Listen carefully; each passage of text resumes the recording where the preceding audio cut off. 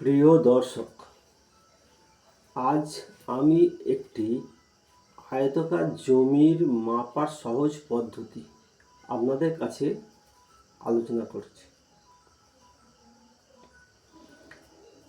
একটি আয়তাকার জমি যার দুটি বাহু সমান,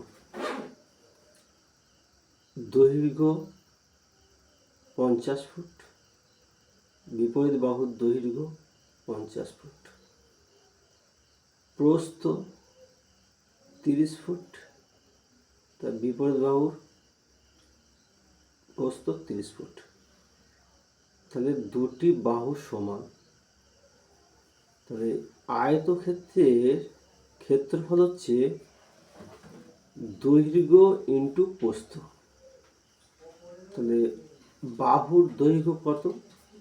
এখানে আছে বাহুর দৈর্ঘ্যটা 50 ফুট। তাহলে আমরা বাহুর দৈর্ঘ্য 50 ফুট লিখেছি। আর বাহুর বিপরীত বাহু প্রস্থ কত? প্রস্থটা হচ্ছে 30 ফুট। বিপরীত বাহু প্রস্থ 30 ফুট।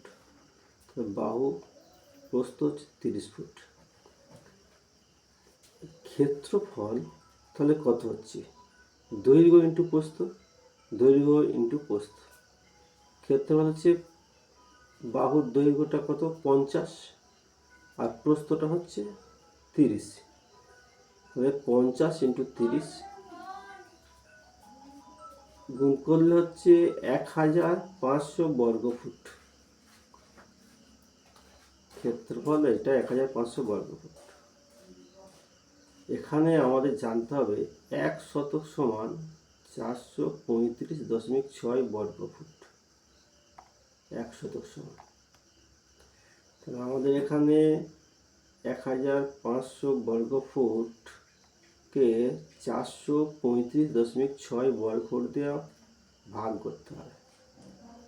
ভাগ করলে হচ্ছে 3.44 শতক।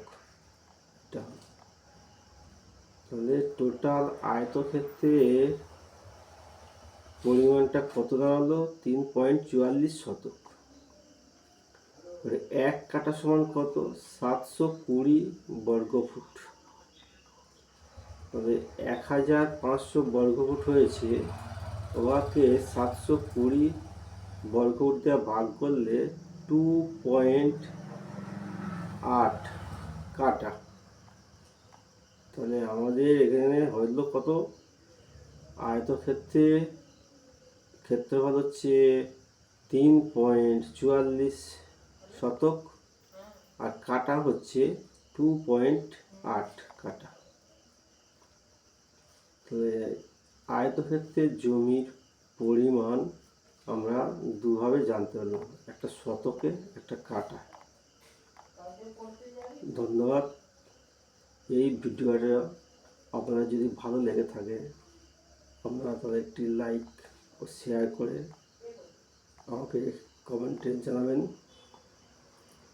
ভালো লাগলে পরের ভিডিওটি এইরকম আবার একটি আপনার কাছে উপস্থাপন করব।